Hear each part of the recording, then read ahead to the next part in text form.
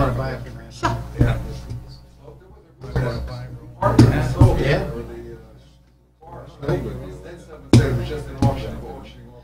They auctioned off a couple of months ago. They had an auction there. Yeah. No. So they got half of that in concrete. I guess they auctioned off some of the stuff inside. Just The boom? about a year ago. Moon died? I didn't know that.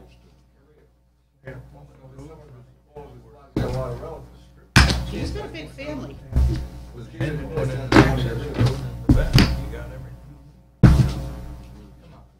right, come on. I gotta go home.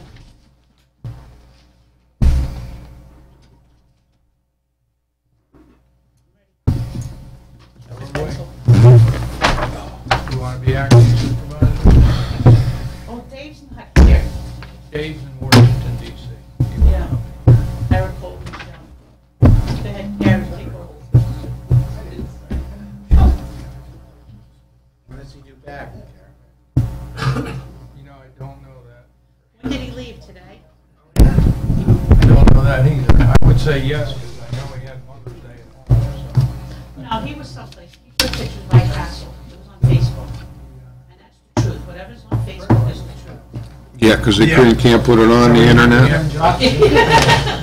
Your friend's model? Your friend's model guy? I know that. Doc? Well, you know what? He wasn't in the picture. It was just Kristen and the family. It was just Kristen and the family. That's right. He wasn't in Facebook.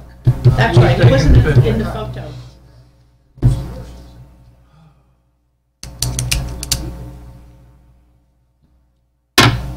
Are we fashionably late tonight, or what's No, going we're on here? always late. Carl's always late. He's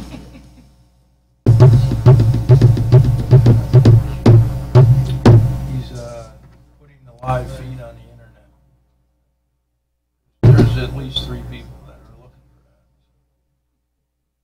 that. Can't live without it. Well, they're insomniacs. They need it at night. They ought to work during the day. You can sleep good at night. Yeah.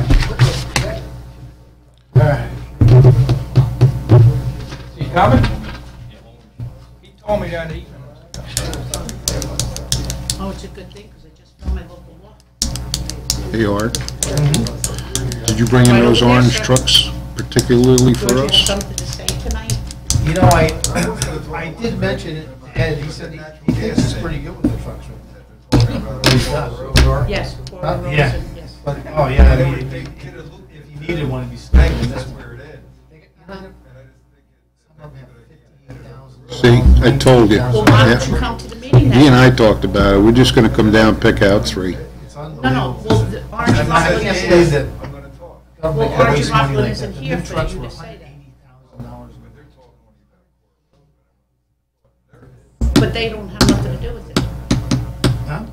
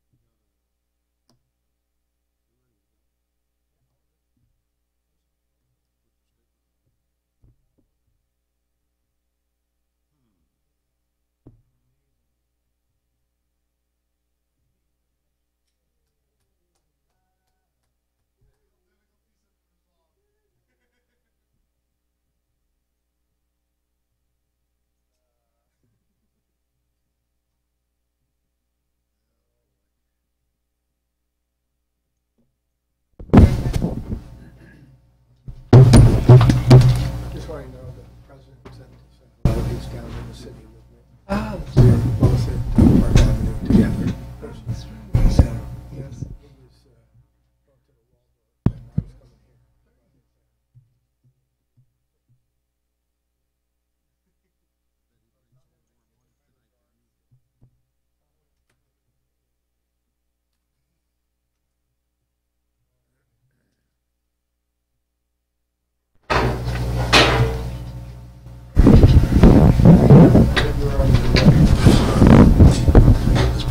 this time.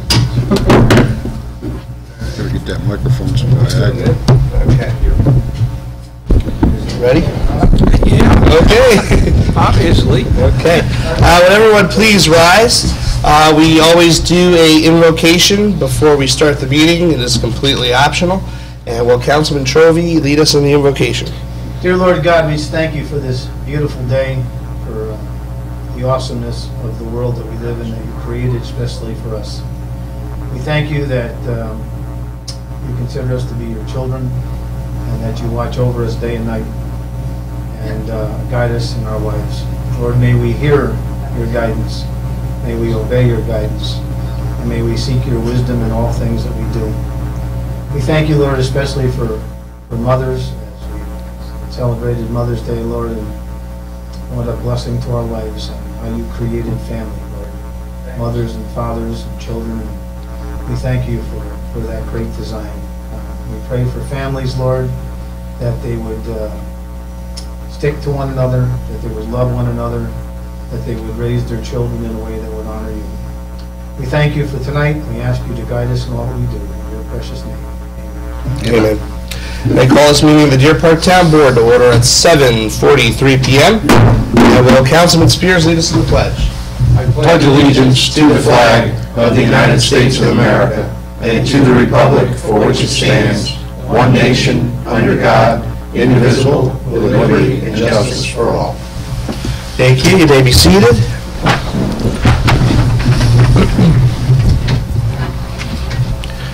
Okay, we will start with roll call and attendance. Councilman Trovey. Here. Councilman Spears. Here. Councilman Dean. Here. Councilman Hoover is absent, and Supervisor Brabenec is here. 4 members answering to their name. A quorum is present. Any additions or changes to the agenda? I have none. None. Okay, I have none. Okay, we're going to skip over opening board comments. We're going to jump, before we go into the public hearing, we're going to jump into the presentations and communications are part of that. We have Floyd Babcock here, who is the chairman of our Deerpark Veterans Committee, and he's going to update the board on a proposal of a fundraiser for the Veterans Memorial. All right. Thanks for coming, Floyd. Okay. I'd like to have permission to run a fundraiser at the Scarborough Firehouse. Give this committee a boost. We need it. Gonna have we done before. Used to do it at VFW 161. It's barbecue. It's called the smoked Boston pork butt dinner. It's pork. It's not a pig roast. And dinner. It includes corn on the cob, baked beans and coleslaw, soda, and water. Tickets be $15. Harry Mullet can cook it, and June 29. Okay, so this would be June 29th, $15 a head, Sparrowbush Firehouse. And all proceeds would go, obviously, to the Veterans Memorial Fund for the town of Deerpark. Does anyone have any questions? What was the time? 2. Okay, 2 o'clock till about when, do you think? Probably 2 to 6. 2 to 6? Okay. Okay, anybody have any questions? Or? No, good to see him get going. Good luck. Yep, absolutely. It sounds like a good fundraiser. Okay. I'll move that permission is granted to the Veterans Committee to hold a fundraiser on June 29th from 2 to 6 p.m. at the Sparrowbush Firehouse, and that we charge $15 a head. All proceeds to go to the Veterans Memorial Fund. Is there a second? Second. Seconded by Councilman Spears. All in favor? Aye. Aye. All opposed? And motion carried 4-0. Great, thanks, On Floyd. the website, Carl? Yep, I'll be putting that on the website and also on our Facebook page. Okay. Very good. Thank you. Thanks, Floyd. Thank you for coming, Floyd. Okay. We'll get back to presentations and communications. We have a public hearing scheduled for this evening, and it is on local law number 2, of 2013, the Reinvest in Deerpark Home Improvement Act. And I hereby open the public hearing at 7:46 p.m. And will the town clerk read the notice, please? Public notice is hereby given that there has been presented to the Town Board of the Town of Deerpark, Orange County, New York, on the 8th day of April 2013, proposed local law number 2 of the year 2013, entitled Local Law 2 of 2013, Reinvest in Deerpark Home Improvement Exemption, a local law creating partial exemption from real property taxation for certain home improvements pursuant to section 421-F of the New York State Real Property Tax Law. The full extent is on file for public review of the Office of the Town Clerk, Route 209, Huguenot, New York, during regular business hours. Therefore, pursuant to municipal home rule law of the State of New York, the Town Board of the Town of Deerpark will hold a public hearing on the aforesaid proposed local law in the Town Hall, Route 209, Huguenot, New York, at 7:30 p.m. on the 13th day of May 2013, at which time all interested persons will be heard. Dated April 8, 2013, by order of the Town Board. Florence T. Santini, Town Clerk. Okay, wonderful. Thank you very much. Again, this is local law number 2 of 2013. We're calling it the Reinvest in Deerpark Home Improvement Exemption Act. It's a local law creating a partial exemption from real property taxation for certain home improvements pursuant to section 421F of the New York State Real Property Tax Law. And what this would encompass is for the taxing district of the town of Deerpark would not apply to the school taxes, would just be for the town and also our highway fund taxes. But to explain a little bit about the 421F program is John McCary, who's the Director of Real Property for Orange County. Thanks for coming tonight.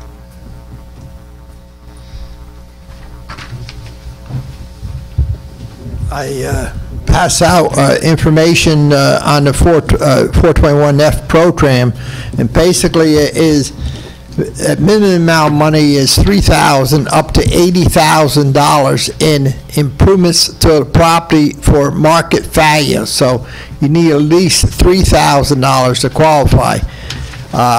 When you turn around, and if someone turn around and made a $10,000 improvement to the property with an equalization rate in Deerpark, it would be a $5,600 exemption at first year, and it will go back down by 12.5% each year for 7 years.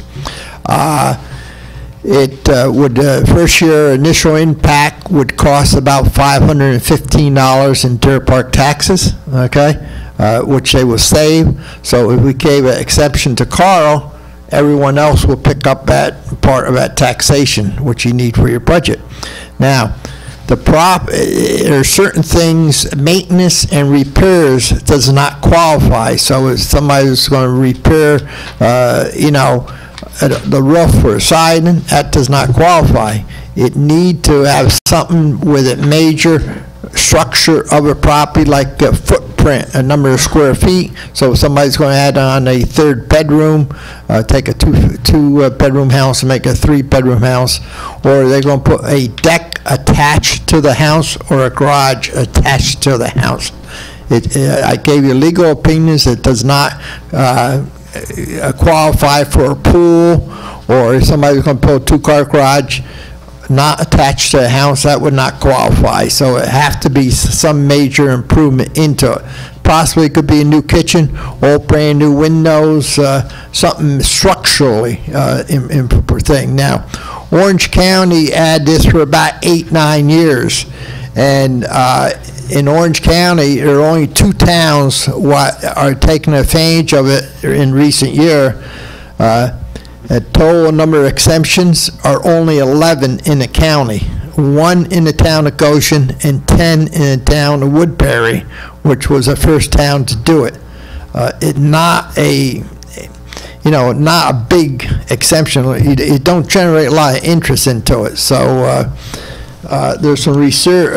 I have some reserved opinions onto it, but the intent is good for Deerpark if you try and get somebody to fix up their house. You know, if only 3 people did it, you got 3 more houses, which is better off. In the thing I handed out, I highlighted some of the main things you should look at. And on the last page of the information I gave you is something you really should look at is your exemptions for seniors, your disability exemption, and your veteran exemption. And I highlighted Deerpark, and you can see you're below the county average, and you're below a number of other towns. So you may want to consider that something in the future. You may want to stress some of the other issues. Now, if you did approve this exemption, it would go, it would not, people would have to apply by March 1st of 2014, and that really a first impact they will see onto it is on their 2015 town and county bill. So, any other questions onto it?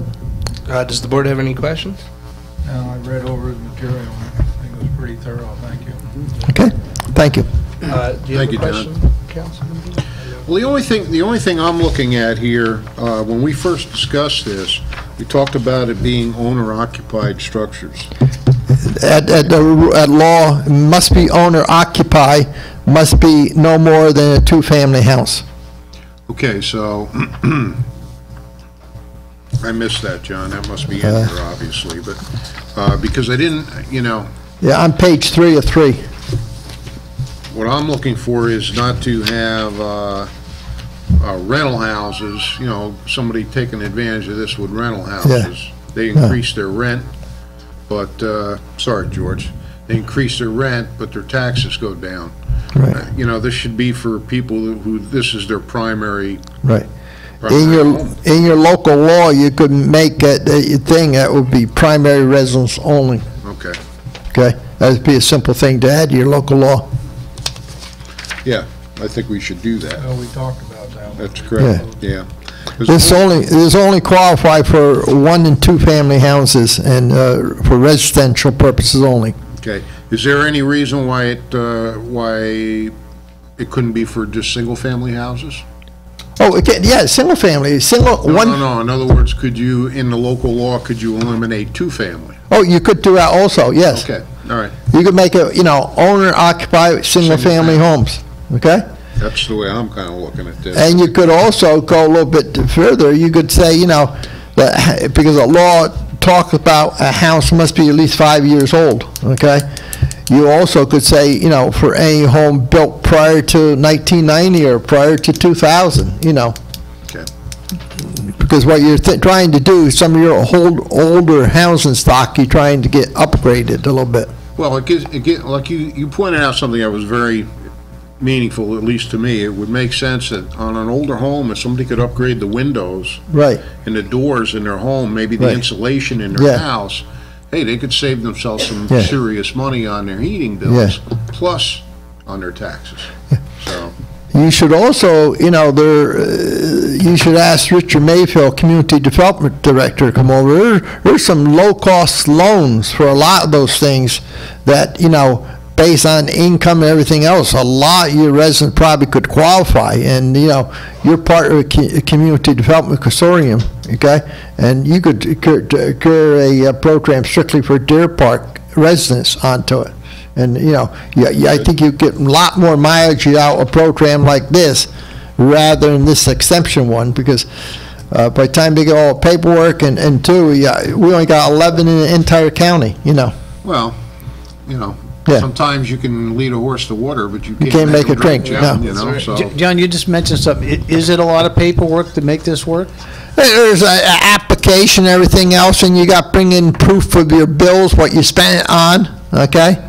And it got to be a minimum of 3,000. Right. But maximum 80,000. You know, like any exemption application, probably a 2 or 3 page application, you just got, you know, supply proof to it. Right. Okay. Do we have any examples of what those applications look like? I could print one off a website for you, you know. Yeah, or tell us what website would it be on? Orange County? Or if you go on Orange County, Yeah. then you click on New York State Office of Real Property, and then you click on exemption, and they give you all list of exemption, and go down 421F. And if it's easier, I can ask Debbie, your assessor, to get, one printing out for each of you tomorrow. That'd be good. Might be easier. Yep, Okay, because it'll take you about 10 clicks before you get to it. okay, that'd be great. Absolutely. And that is a good, what you were mentioning before, community development. Right. I believe there's a 0% loan program that they do Yeah, offer. and some people are maybe outright grants too, Mm-hmm, okay? absolutely. And, you tie it in with like your spring cleanup and boom, here's some programs, and, you should have basically a special public meeting some night with anybody interested in, improvement loans. Absolutely, because Be I think, good PR. definitely one of the purposes of or the reason we're introducing this, we'd like to see a little bit more activity here in the town with improving properties. You have the 485B program, which can be done through the county for businesses and business expansion, which I think is great. And we can, tie that in with the 0% loan programs. And that wouldn't be a bad idea to maybe do like. See, I think a community development programs may be a better way to go. This one, when people look at it, yes, you're going to give me a 100% break the first year and 87.5 at next year, but you're going to raise my taxes, okay? And I think that why when people say, nobody want to raise their assessment or taxes, and that's why we maybe only got 11 in the entire county, because in the end, 7 years down the way, you're going to pay what your improvements were worth. Absolutely. Any further questions from the board from Mr. McCary? No. Okay? Good. Thank you for your time. Thank you. Thanks, Thank you very John. much for coming Yeah, out sure. here. Yeah. All right. Are there any comments from the board concerning this local law? I guess only what Dave was in reflection back on where you were, Dave. I mean, me personally, I don't have a problem with the rental guys fixing up their property. I think that's part of the intent, is to make everything look better. So I wouldn't want to discourage them from taking advantage of it either. Because if anything, I mean, when you ride around town, there's some places that really could use a little upkeep, and a garage on the side of a house with everything inside instead of everything outside could improve things a lot. There's a lot of places could use a little cleanup and upgrade. so Helping hand. Yes. So I'm not opposed to at least considering them getting the same rate. Well, I think if I read this correctly, it has to be one or two family house. Can't be like, 4 apartments. Yeah, it can't be type like thing. a, right. And, It kind of limits itself. yeah, to some degree. I wouldn't be adverse to that. Thanks. Any other comments from the board? All right, are there any comments from the public regarding the local law? Okay. Hearing none, I'll entertain a motion to close the public hearing on local law number 2 of 2013. Make a motion to close the public hearing at 7:59. Moved by Councilman Spears, is there a second? Second. Second by Councilman Trophy, all in favor? Aye. Aye. Aye, all opposed? And motion carried 4-0. The public hearing is now closed. All right. And we have this later on in the meeting for consideration.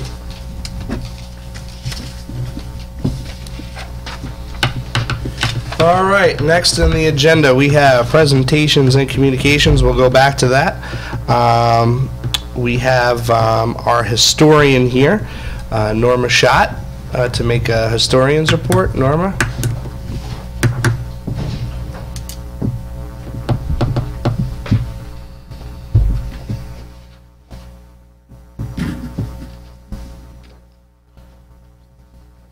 Thanks.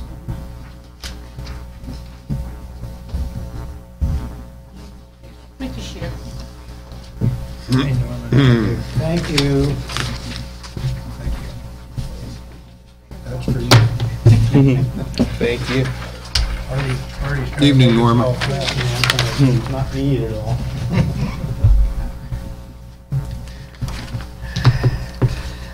Good evening. This is going to be short. The Deerpark Diary issue is in the process of being written. Topics are the Gomorrah Cemetery, which is being cleaned up with a grant from the Community Foundation of Orange and Sullivan. And the other is the history of the D&H Canal Park in Cutterbackville, and then the bus tour information. I've prepared letters to be sent to the 4th grade teachers in the Port Jervis School District about visiting their classes. I visit them every June, and I give a lesson in local history. So I hope, I know they have changed the curriculum correctly. So I don't know whether they're going to want to see me or not, because I understand everything is teaching to the test now. So they may not want to see me, and because I go in there with just local things, and I don't know if that fits in with the curriculum anymore. The Historic Marker Project, I did present an hour-and-a-half session entitled Teaching Local History Using Historic Markers at the annual conference of public historians in Syracuse. There were 43 historians attended the program, which really surprised me because I wasn't prepared for that many people, but it was nice to have so many come. And I've had additional requests via email for more information.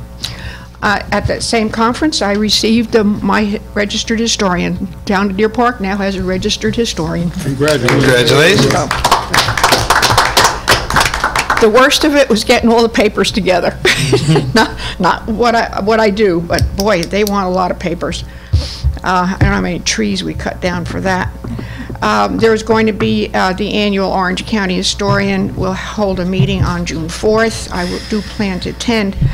And she's brought to our attention a tourism initiative which comes from the governor's office.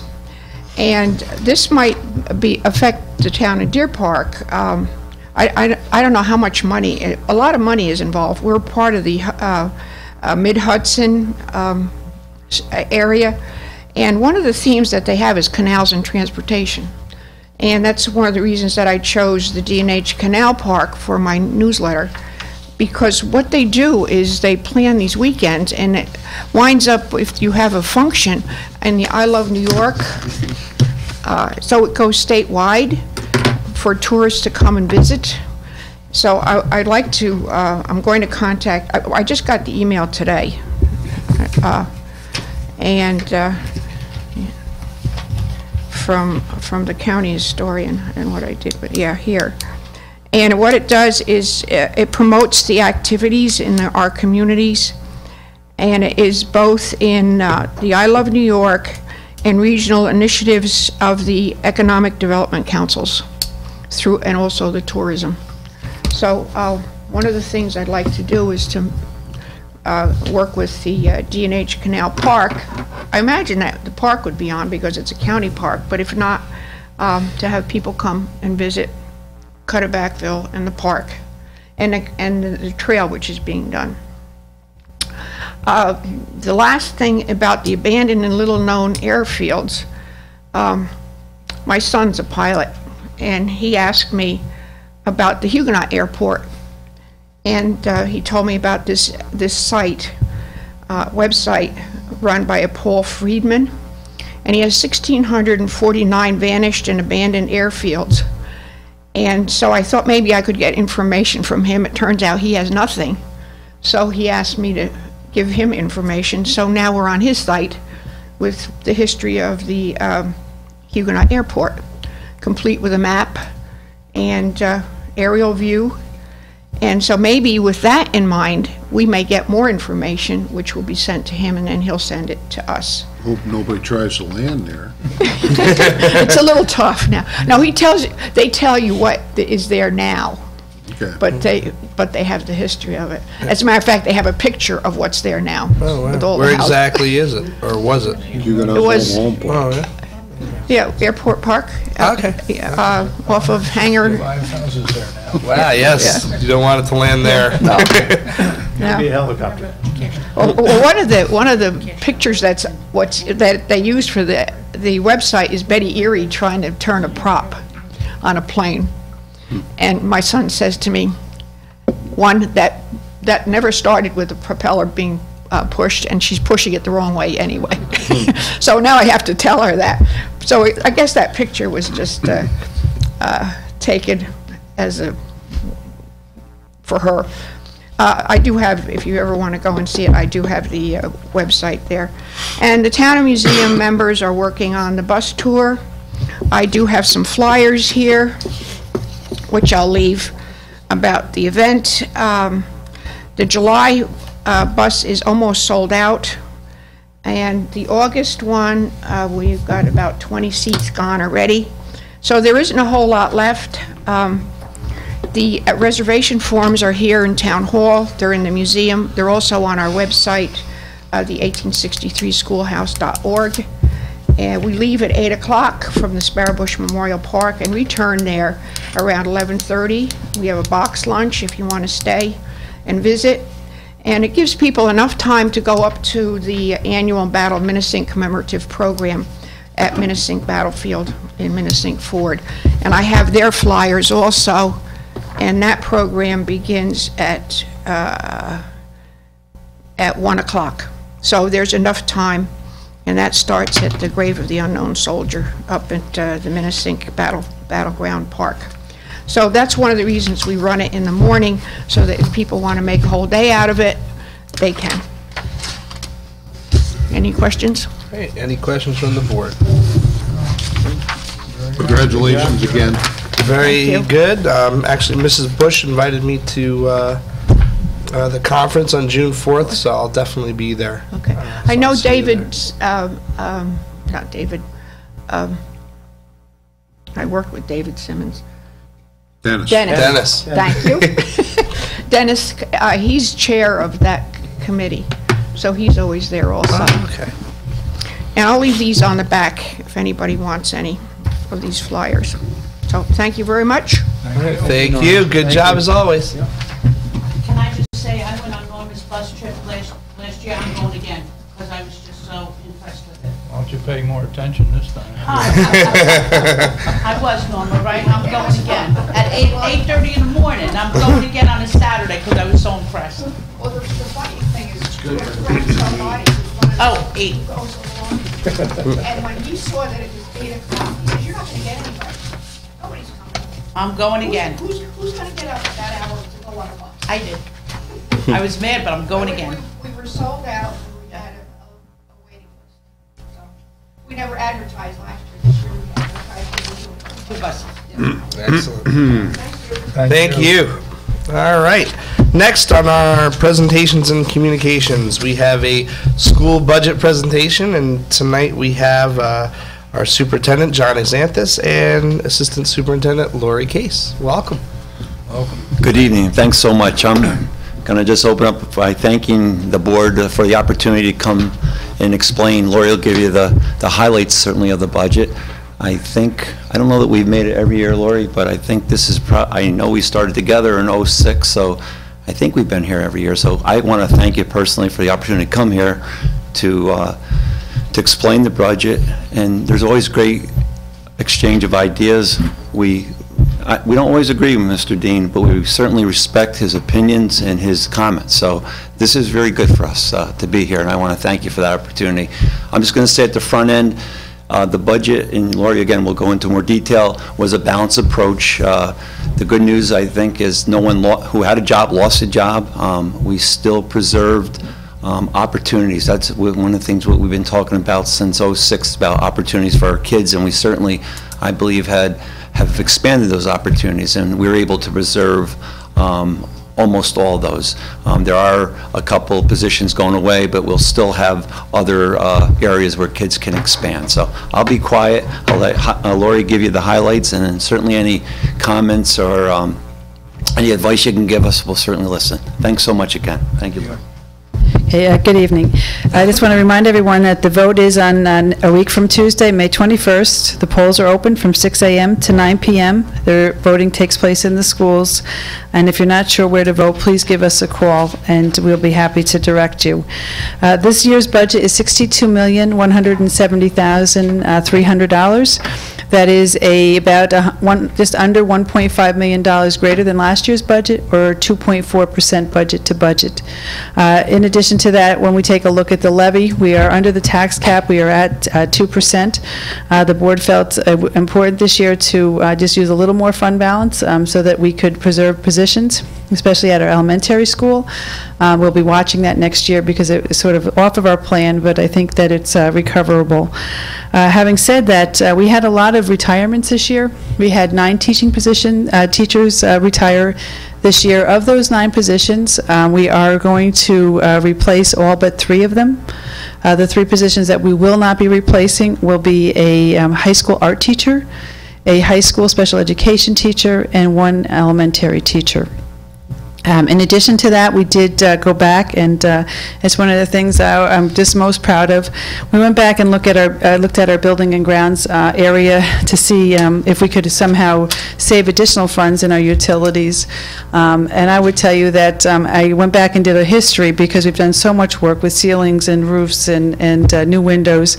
And since 2008, 2009, we've actually dropped our utility bills for gas, electric, telephone, and oil by over $555,000. We did drop it another $50,000 this year. I would tell you that this would probably be the last time that we'll see any kind of decrease in budget to budget. I think that we've sort of maximized our efficiencies. We are still looking for, we'll still be looking for them, but they'll be much smaller than replacing full scales of windows and roofs and those types of things. In addition to that, we did take a look at our vehicle replacement cycle.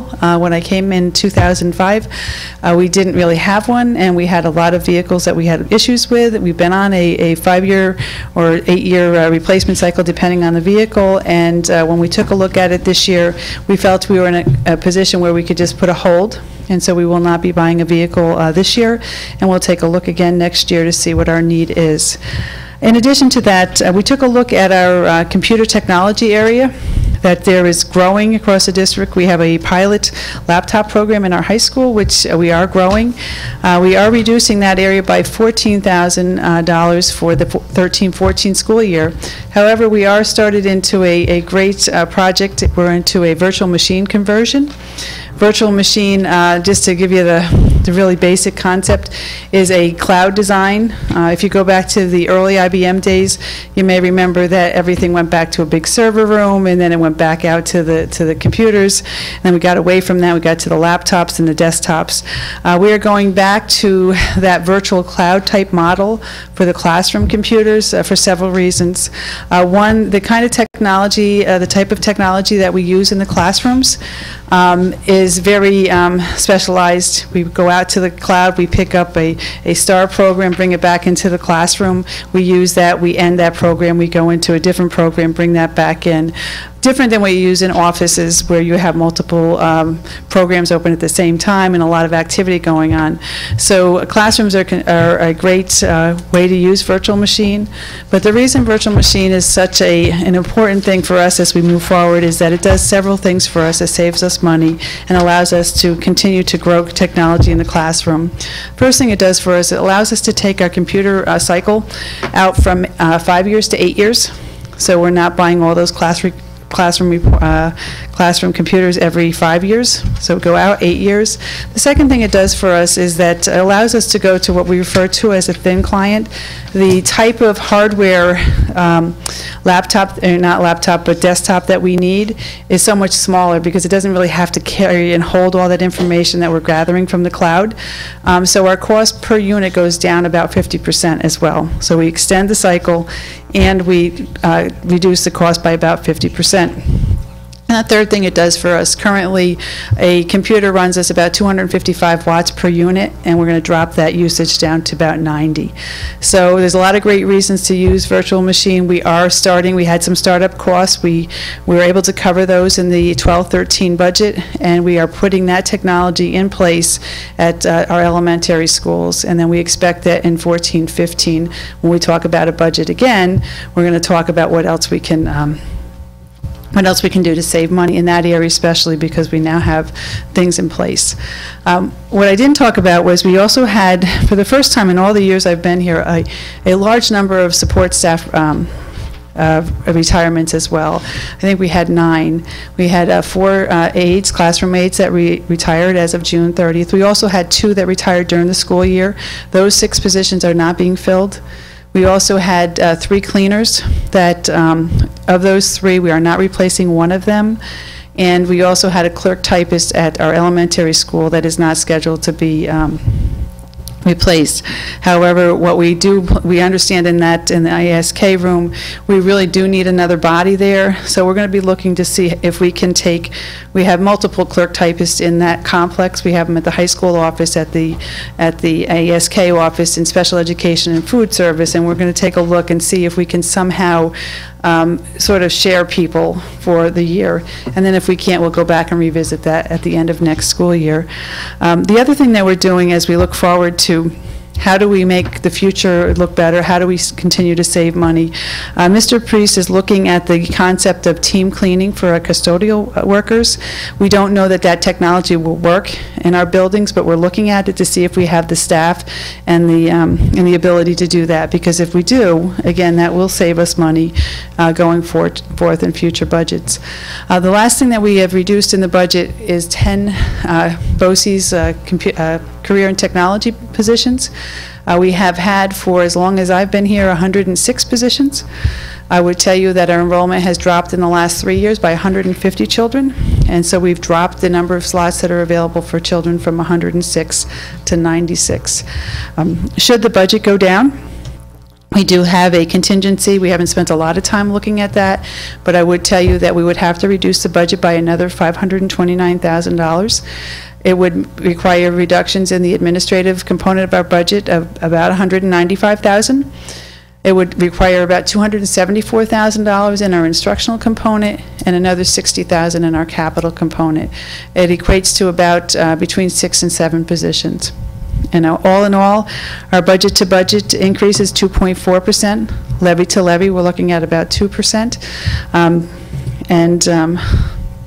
Yeah, we're losing 3 positions, and everything, all the other programs are intact. I think I've got all of it. I will be happy to entertain any questions you may have. Yes, does the board have any questions? Yeah, I've seen, listening to you about all the areas that are savings, Lori, and I know a couple years back you guys were here and came up with the plan to do the bus, making it privatized, which I think worked out good. I'm sure there was considerable savings there. I don't know if you have figures on how much, but I'm sure I do. You do have figures. The figures in the first year, when I first presented the proposal to the Board of Education, we were trying to be very conservative. I would tell you at that time it was just around $500,000. In that first year, we determined that it was closer to $750,000. And since that time, I would tell you that the savings have continued to grow, because the one thing that we don't have that costs us quite a bit of money is our workers' comp. Those claims have also decreased, and that's been ongoing. Right. And I guess where I'm going to, I see a great job with these reductions. What is the cause of the continued increases instead of actually maybe having a 0 or a negative increase in the school taxes? Because people are still suffering terrible in this area with the school taxes. I mean, we've done everything we can here as a board and the town of Deerpark to make our town solvent again, from being $800,000 in debt to having a very high rating again, to bringing our town to a sustainable level and keeping the taxes either at 0 or very, very minute areas, even though we had to start off in such a bad area. What is causing the continual increases in the school budget when you're having all these savings on the other side? I would think that somewhere something should kick in and actually have a year when it was like nothing or even a drop. What is preventing that? I'm going to let the superintendent talk about where the increases are. I would say just 2 things. We do know that our budget is between 70 and 75% salaries and benefits, because we're a service organization. Right. So that always drives costs. I would tell you that when we take a look at, and I know Mr. Dean sits over here, that when we look at compare ourselves to others, and we are not others, I know that from having spoken before Mr. Dean many times, that we are just still in much better shape than so many other schools. But as far as the cost drivers go, I'm going to push that over Right. to the superintendent. Well, stay here, Laura. Yeah, stay good. I appreciate it. The one big, certainly labor costs are always going to add to the budget, and, but this year, and just, I don't want to misstate it, but with our, the cost of the state with the retirement is very high this year, about 16 or 17%, or even higher. Yes. I want you to speak to Yep, that for I a can. second, and I'll. I would tell you that this year, you're very familiar with the tax cap, and this is the first year that the TRS rate is greater than a 2%. So I would tell you that there really is one of our big cost drivers, because it went from just around 11% of total salaries to 16.2%. And so even though we're sitting at 2%, I would tell you that there was a big add back that we could have used in the tax cap calculation, which we did not consider at this time. But that really was was a huge cost driver. I would tell you that ERS did not go over the 2%, but it still was a cost. It was more than we would have liked to have seen. We are fortunate in this area in Orange County because we are part of a consortium for healthcare, and our costs have been contained under 5%, and most of the years they've been, really closer to the 3% and under. I know that across other parts of New York State, they're looking at anywhere between 12 and 18% for healthcare, so we have not been impacted by that. Great. And I just want to add at the end, and I can say this publicly because I certainly asked last year. I don't think it was any secret. We had asked when John Bell was here, Lori and I had certainly offered, and the board was agreeable certainly for us to take the freeze. And we had asked that 4 different times for the unions to consider a freeze. And certainly, the one thing they have going for is not to get into a lesson or a history lesson, but they have something what we call the tri-bill. And even though they weren't willing, the tri-bill it kicks in at the end of June 30th, so they get their step movement. But I want to say, even though that did take place, I believe that the contract that we negotiated, that the teachers union was very, very fair with this, with the district. They realized the situation.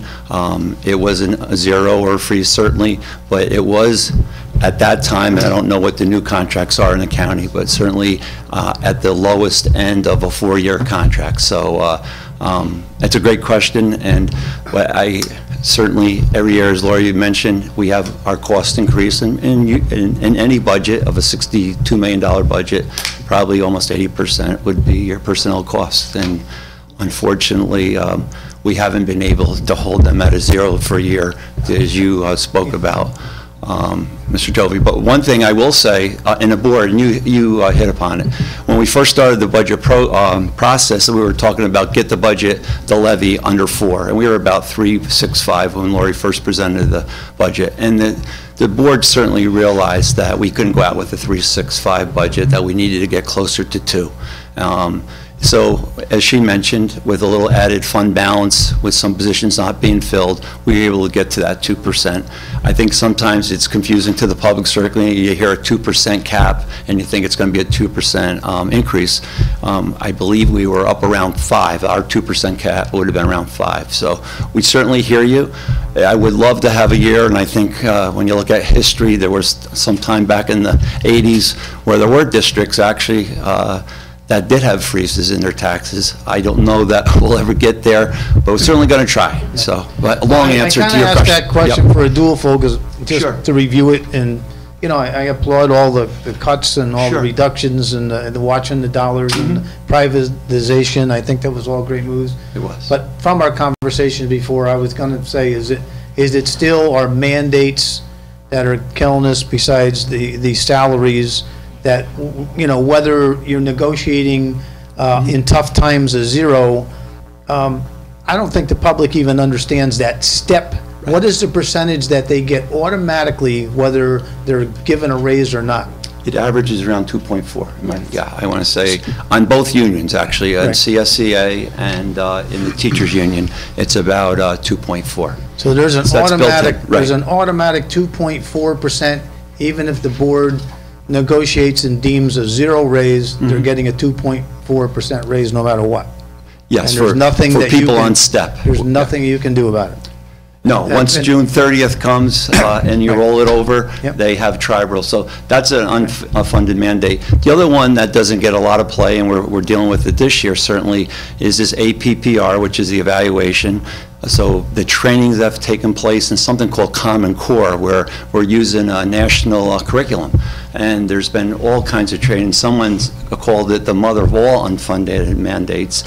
In smaller districts, I don't have the exact costs. Lori might give you a better idea, but I will tell you, probably in a small place with 1,000 kids, it's probably a couple 100,000. So we have 3,000 kids, so you could probably put our number, would I be wrong to say, about $500,000 or? That might be a little high, but certainly in that neighborhood. So that's been a bear this year because we continually have to train people. We have to pay for substitutes or something called, that was the other part of it that happened a couple years ago, the race to the top. New York State signed on for that. That has cost us, we get about $40,000 a year. And as someone, I think the best illustration of that would be if I told you I can get you $100,000, or I can get you, $100,000, but it's going to cost you $500,000. That's, you fire me, and you should, or our business official, and she would never tell you that, believe me. Yeah. But that's really how that money, for that $40,000, we're spending about 4 or 5 times what we're getting back. And that's, you know, one of the regents up in Albany said that's the worst deal that we've ever made in New York State, and we're all paying for it. So, is there a way you can suggest to the public to better fight this and make noise against these mandates that are costing every one of these taxpayers money, besides calling their congressmen and their senators? I go to meetings, and I tell you, Aileen Gunther's been certainly a friend of this district, and we go every year, and we talk about the same things. And even Aileen, I think, is really very frustrated by, we say, hey, what do what is it, and Dr. Eastwood from Middletown's there, and some of the other superintendents, Monticello, the people that she doesn't represent us anymore, actually, and she still invites Port Jervis. She's a great friend of Port Jervis, but we've been talking about the same mandates, the same cuts. Well, give us a list, and Mr. Larkin, he comes in, the same thing, but no one has the political will, I guess, to say, we got to do something different for the schools, because these costs are they escalate every year. And just in the last 2 years, as I say, the Common Core, the APPR, and the race to the top have cost districts a lot of money that we haven't budgeted for, and we're not getting back from the state of New York. So. Unfortunately, it's a different world up there. I think so. And we actually, one of the things I said to Aileen, as we fight for money, and we're talking about, guns in schools and SROs, and those are all great things, but one of the first things that get cut in schools are your support services, and Lori and I will tell you, your schools, your teachers are your main people, but you have to have support. You have to have a core team of people, psychologists, guidance counselors, social workers, that really undercover and find out the families that are in stress, and that's how you find out things. And I said, we're going to start doing budget, and we're going to talk about guns, and there's not enough money for SROs. And actually, the good news is, I'll say it publicly, we are in a partnership with the city to try to get a COPS grant. And I think, actually, the chief is going to reach out to Deerpark to see if you'd like to partner with us. So that's a good conversation for a different time.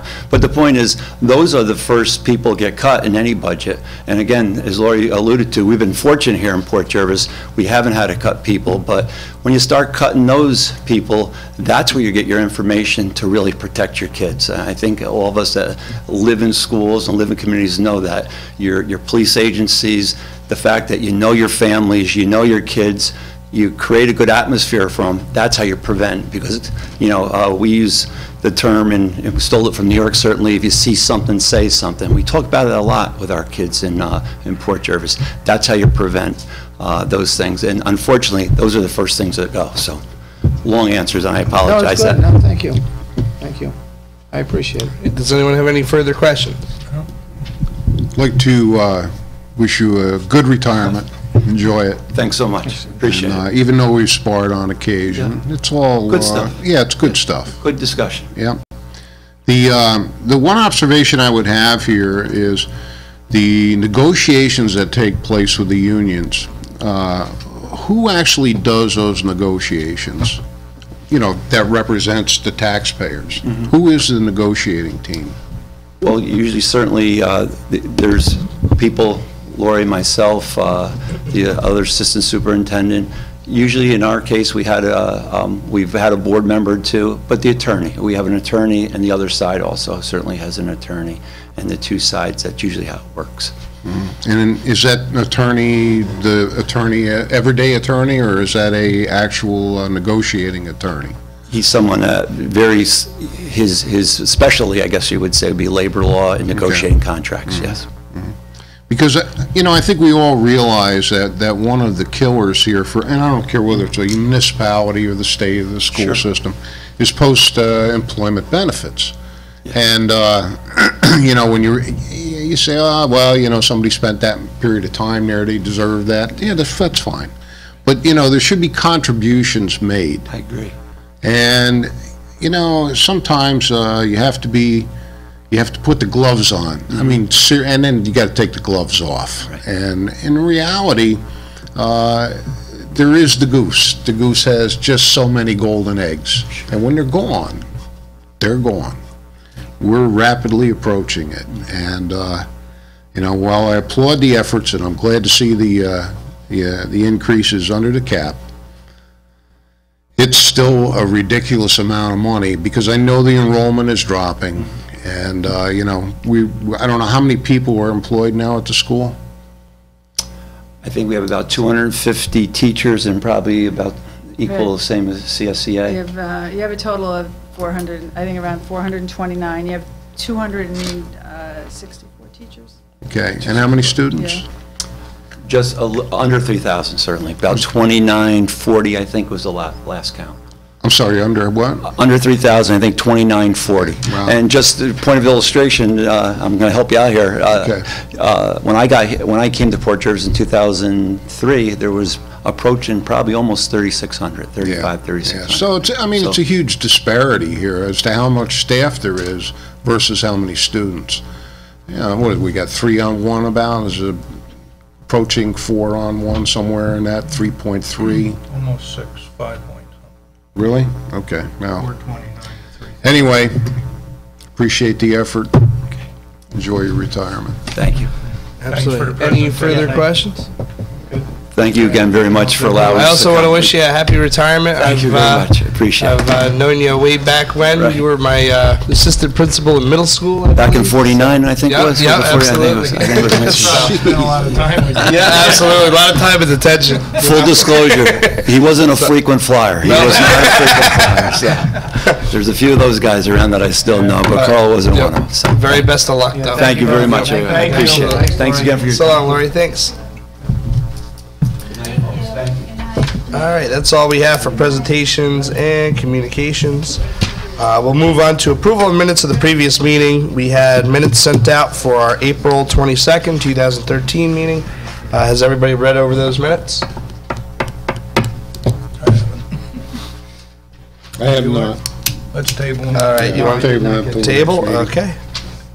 I'll move to table till the next meeting. Is there a second? Second. Second by Councilman Spears. All in favor? Aye. Aye. All opposed? And motion carried 4-0. All right, public comment period, 3 minutes per person, agenda items only. Town clerk, do we have anyone? George Lombardi. Welcome, George. Welcome, George. Come on up. I haven't visited you people. I was going to talk on something else tonight. Pardon? I'm just starting a stopwatch here. All right. No, the only thing I'm talking about, I think I've talked to Carl about this, that Orange and Rockland was out here a couple weeks ago doing some work on Grange Road with their gas line, and I think I stopped in and said that it might be a good idea to contact Orange and Rockland about running a gas line from Spanky's, where it ends now, up to 09, since the new zoning made a lot of that commercial property, and it might be beneficial, since they're coming here, to see if they'll extend the gas line up the street, which might help some of that commercial property. We don't have any water, we don't have any sewers, but it might help if we had the gas, because natural gas seems to be the cheapest thing to eat with today. In other words, they're talking about Cora Lane, but we might as well, I think it'd be more beneficial to try to get those gas lines where there's some commercial property. I mean, we could notify him. Absolutely. Well, we did, I did send an email to our public relations rep. She was looking into it. She hasn't gotten back to me yet, but this would definitely be a good meeting to go to just voice that concern also, to say, okay, well, you want to go down that way, how about going up the other way too, you know, so. I just think going up the commercial property, when there's some acreage there, that it might help. Sure. I mean, I mentioned it to them out there, they said, oh, contact this guy, but it's gotta go, you guys got a little power, I don't have any power. I could just put the suggestion to you. Power too. Cora Lane, how many people are on Cora Lane? Do we have an idea?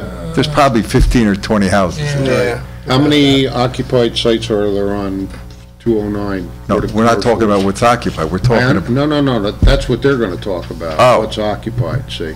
Well, it Because- depends on how far they go. It No, I stops understand. right here, and, Yeah, you know, if they go forever, I mean, Yeah. even if they went for the old Huguenot Hotel would be a good site. I agree. I think that probably would be a And smart once they move. get past that, I mean, you're all the way up to the school. I don't know if they're gonna go that far. It'd be nice. Well, your zoning changed, went all the way, you added more. Yes. Some of it's up a mountain there, Yeah, they're you know, not some of gonna it's put it all the impractical, way. but, whatever.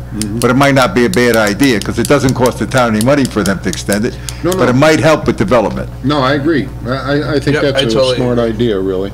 Yeah, well, that's all I have to say. Yeah, if we could do the Huguenot, the old hotel site, I think that would be a big plus for that. Yeah. The Huguenot, I think up past the logging operation, that's a commercial piece too.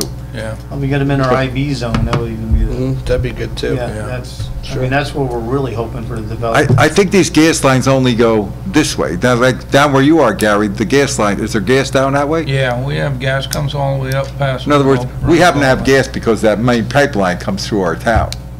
Otherwise, it wouldn't be here. Right. And you know the battle they're having over there, trying to push it over here, that plant or whatever. Yeah, But we're lucky to have it, so if we can get them to extend it, I think it might help with commercial stuff. No, I totally idea. agree. Well, Good thank idea. Suggestion, George. Thank you. You're welcome. Yeah, we'll keep on them, so. All right, any other public comment? No. Okay. We will move to new business. First thing on new business, consideration of local law number 2 of 2013, the Reinvest in Deerpark Home Improvement Act.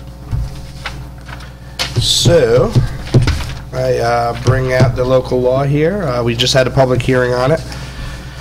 Does anyone have any questions, comments, concerns?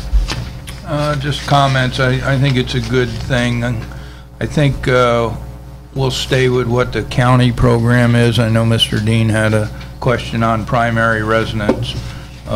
We did speak about that, and we didn't want to make it where we had absentee landlords or anything fixing up properties. But if it's a 1 or 2 family, and they deserve the same consideration if they're going to fix up their property. So I say we leave it alone and make a motion that we pass local law number 2 of 2013, or second year motion. All right. However you want it. All right, well, we'll do the motion, and the second go to discussion. So there's a motion to adopt local law number 2 of 2013. Is there a second? Second. Seconded by Councilman Dean. We'll move to discussion. Any further discussion? The only, so I want to clarify my feeble mind here. We're talking about 1 or 2 family homes. Is it owner occupied? Or it's just blanket? It's occupied for residential purposes only. Okay. So it could possibly be a 2-family home with both of them being tenants. Could be a rental house. Yes. Yeah. All It's the way the county law is. Yep. Is written. You know, I still look at it, if they fix it up, make the town look better, and in 7 years, the taxes are gonna be higher anyway, so. So, This is just a temporary break no, listen, I get all that. to encourage the improvement. if you have to keep the property for a certain period of time, because, did I read someplace here, if you sell the property, the abatement goes away? Did I read that someplace? Yeah, it's in there it's somewhere. Because, you know, I can see that too, where It somebody doesn't buys. transfer. It doesn't transfer. If Well, somebody that's the buys way- something, It's the way we spoke about it before. I have to read it now. The exemption goes away if it's transferred to anybody other than the owner's heirs or... okay, yeah, I thought I saw that. All right, good.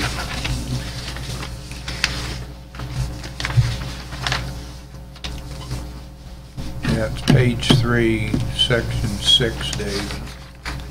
It transfers, it ceases the exemption.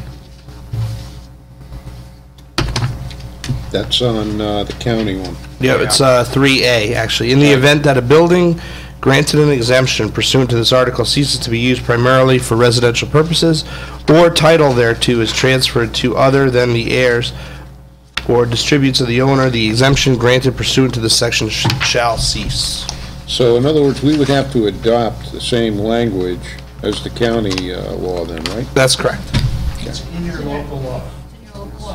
Yeah, that is in the local law. This would be in the local law. This is in the local law itself. All right, I'm missing that. Thank you.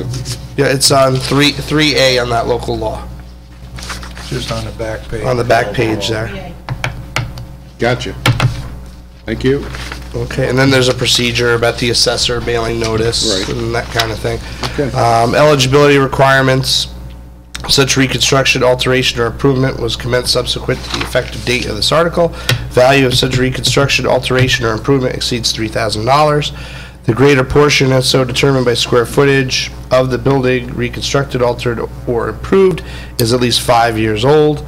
The property for which the exemption is sought must be a 1 or 2 family residence, and the reconstruction, alteration, or improvement is not ordinary maintenance or repairs.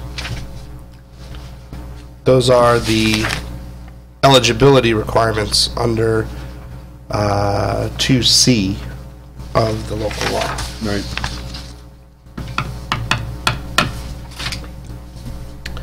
So again, this grants an 8-year exemption from the increased value of the improvement. Well, it's a step. Right, Yeah, right. It's not 8 years. It's not a complete 8 years completely 100%. There's a step you lose a little bit every year until it hits 12.5%. full value. However, it's an incentive It is. for people to fix up their property, which is a good thing, I You think. bet. You know, so, and my view on it also, if it saves you a little bit of money, you could put that money toward those remodeling or fix-ups. You can also, I mean, when you're looking at a community and you're looking at nicer areas of the community or a nicer home or that kind of thing, you're going to attract more people to the area. That's the hope. So, So how are we going to market this? well, what we should end up doing is there are a bunch of exemptions that we have on the books that really haven't been marketed. We have a Cold War veterans exemption that we passed in 2008. There are various veterans exemptions, senior exemptions, firefighter exemptions. So there's a lot of things on the books that we can make available, or we can have the assessor make that available to the public. We can put that on the website. You know, if you qualify for any of these particular things, come see the assessor. You know, also one of the things that I'd like to do possibly in the future when we start looking at more of our business development opportunities is to develop a marketing program, a 10-year marketing program for the town, where this would be in it. I know this kind of, even though this is for residential purposes, it complements the business tax exemptions too, the 485B that the state offers. We don't have to pass a local law for that, since already the county, we go through the county IDA with that, so we don't have to do that. And there's also, I've been speaking with Cedric Carter from the New York State Business Development Corporation, and there's a bunch of programs and options that people can take advantage of to bring business into the town. So we can wrap all of that into one marketing program, along with potential properties that we have on 209 in the IB district. and really start, pumping this up. I would suggest that this program itself belongs, the main thrust of this should be in the building inspector's office, whereas somebody comes in, they want to get a building permit to do something that qualifies under this, they should be made aware of this so that they can take full advantage of it. Because, this, Good idea. essentially what this could do is extend the amount of improvement somebody could do to their house because of the offset. I mean, I would think that's the perfect location, and Mary Lou this should be explained to her and young Al Fusco and Bob, and just say, hey, this should be standard course. We should hand this out with a, when you do the application for the building permit. Great idea. Let's get more than 11. Yeah. No, that's a good idea. We can make that available there. Again, upon adoption of the local law, we'll have it out on a news release and the Facebook, on the website. It'll all be available, and we'll have it also in the assessor's office too. So, Okay. all right. Any further questions? Right, local law. So it's a roll call vote. Councilman Trovey? Yes. Councilman Spears? Yes. Councilman Dean? Yes. Supervisor Brabenec, yes. And the local law is adopted. Local law number 2 of 2013, adopted by a vote of 4-0. And obviously, it has to be filed with the state, so it will not take effect until it's officially filed with the state. All right. Next on our new business, we have the 2013 NYMER Annual Insurance Inspection Report. We receive this every year, and we go over this every year at the town board meeting. We've gotten pretty high marks since our first inspection in 2010, where we had a lot to do, but we've gotten the thumbs up. We've made a lot of improvements, which is good. There still are some things on the list, though, we need to take care of. I'll go through them very fast. We got to get you on that electric recorder there, Flo. All right. Access to the beach at Myers Grove requires significant improvements with respect to steps, railing, and parking. It is impractical to provide lifeguards since use of the beach is inconsistent and infrequent.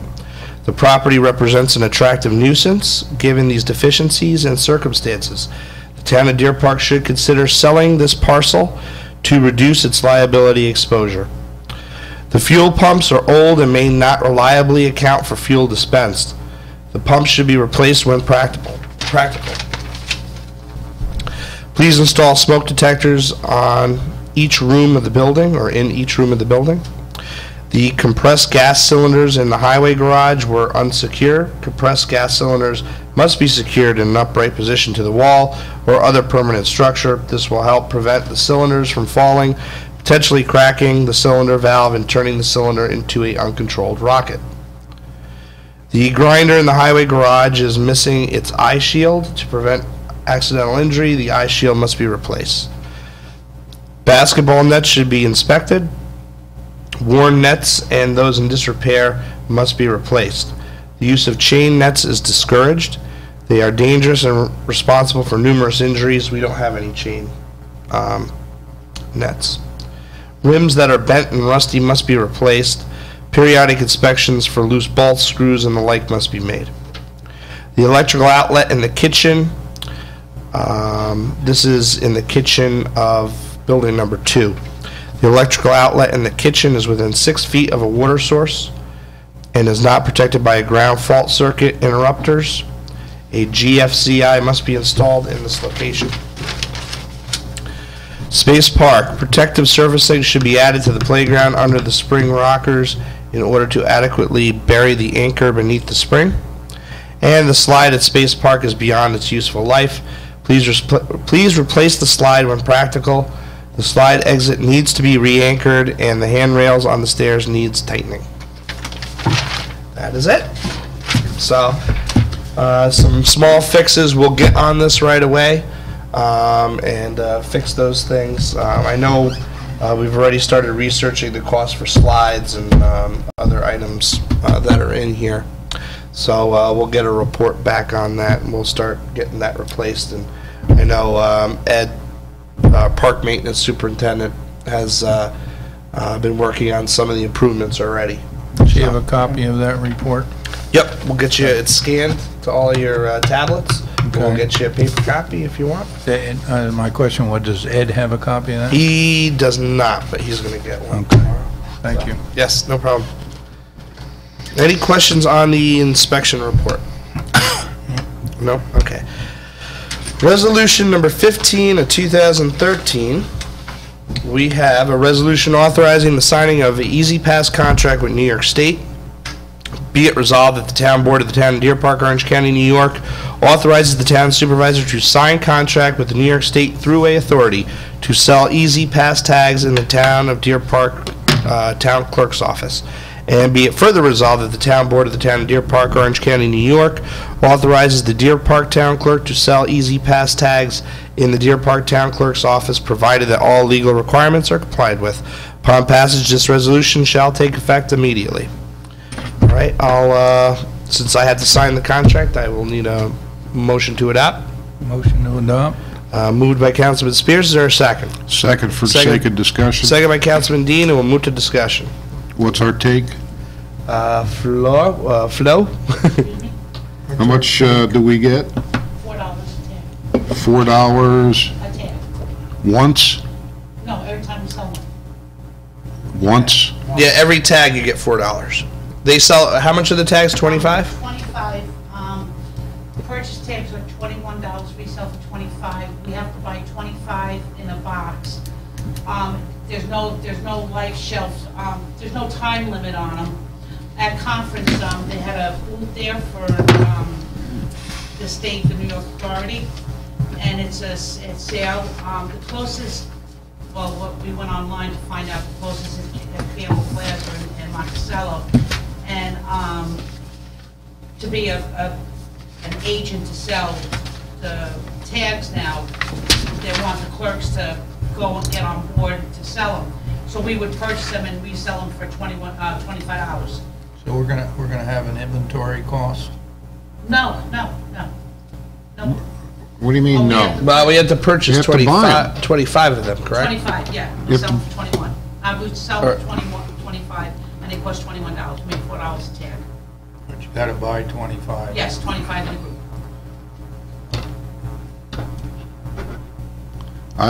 Well, Yeah.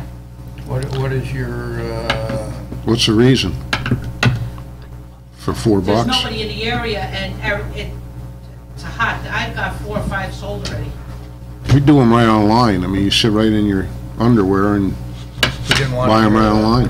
Yeah, we didn't want to hear that. TMI. There's 7. I mean, I think once people know, I mean, I think it's, all right, let me ask you a second question on inventory. If you sell the 25, you have to purchase another 25, or? Yeah. It's a loser. Well, I mean, the first one might not be, but after a while, the market's gonna be saturated, and we're gonna be sitting at 20. Well, I don't know that many people around here. Like I said, I think here on this side, I don't know anybody else who has them here. I think I'm the only one here now. If I find out anybody else here, I think I wouldn't get them or whatever, wouldn't order them again, huh? I think you can do it easy enough. Got a money-back guarantee on the tags, the likelihood is you get them back. So you can, as long as you can sell them back to them. Yeah, it's only $525, but, you know. Yeah, but you don't want to have 75 of them kicking around, obviously. No, well, she's better than that. How much time does it take to fill out a permit? How much? The application. Yeah, how much office time is it gonna take you girls to do one application? 15 minutes? No, we 20 don't minutes? do it. No, Yeah. they do it. We just You get sell money it to from them them, and then they go have on to the do it. internet. You have to go, if you bought one, you give me the $25, you take it home and you go online and do it. Oh, okay, so you're, all they're doing is buying the All they're actual doing is tag. buying the tag for me. Gotcha. No. All right. You don't have to stick around. No. You go home and you go online and Right. you activate it, you activate the number, you Right. do all of that. Right. You just give me $25 and you go home and activate it. Yeah, I'm just wondering if you're gonna get a lot of phone calls, No, no. half an hour phone call, somebody trying to help me No, through it's this. your choice, it's your job to go home and activate it. Right, yeah, because I was gonna say, if it takes up your office. No. It's just us giving the public Okay. another thing, you know, like, there are town clerks that do, all kinds of different services for the public. All right. Yeah, this is something we could advertise in the tri-state area too, as far And as we're, like here, I think. being I a think vendor would be- for it. I think would be, try one time, see how it goes. If it doesn't go good, I won't order another set. All right, let's go. All right. Any other further questions? All right, Councilman Trovey. Yes. Councilman Spears. Yes. Councilman Dean. Sure. And Supervisor Broderick, yes. Resolution 15, 2013 is adopted 4-0. Resolution number 16 of 2013, a resolution authorizing additions and changes to the fee schedule. Be it resolved that the Town Board of the Town of Deerpark, Orange County, New York authorizes the following additions and changes to the fee schedule adopted by the Town Board at the reorganization meeting on January 7th, 2013. Additions: junkyard campground annual inspection fee, $150 waived on the year of the license renewal, and fire inspection fee, $50 per inspection, and $10 per occupancy if multiple occupancies in a single structure. Changes: zoning book fee, $50 per book. Upon passage, this resolution shall take effect immediately. I will move the resolution. Is there a second? Second for discussion. Seconded by Councilman Spears. We'll move to discussion. The junkyard campground licenses are now 5 years? That's correct. All right, so they'll pay the fee the 5th year or the first year? First year? A junkyard and a just a junkyard and a campground are 5 years, according to the new zoning. So what they'll do is every 5 years, there's a $300 fee that they would pay for their license renewal. They would not pay this annual inspection fee that year. So, again... Every other year, they get their inspection, and they paid $150. Right, and we have to do licensing approvals tonight. So these licenses will be good for 5 years. However, in the new zoning that we passed, we agreed that we would do an annual inspection for the junkyards and the campgrounds. What we're trying to do is just cover our costs with that. So this is just the cost of going out there, writing a report, you know, that kind of thing, doing the actual inspection. Okay, the zoning book fee is originally $30. However, just the cost of paper and printing has gone up since it was last $30. So this is again recouping costs for zoning books. Do people don't want to pay the book fee? Is that available online? Yes. Okay. Yes, you can always view it online for free. And this is new fire inspection fee. We're mandated by New York State to do this, to do fire inspections, and it actually, you know, it will cost us money to do this. So this is again recouping the cost of this. This is an unfunded mandate. Fire inspections on. Al, are you there? Yes. Can you just do a report on the fire inspections real quick? Sure.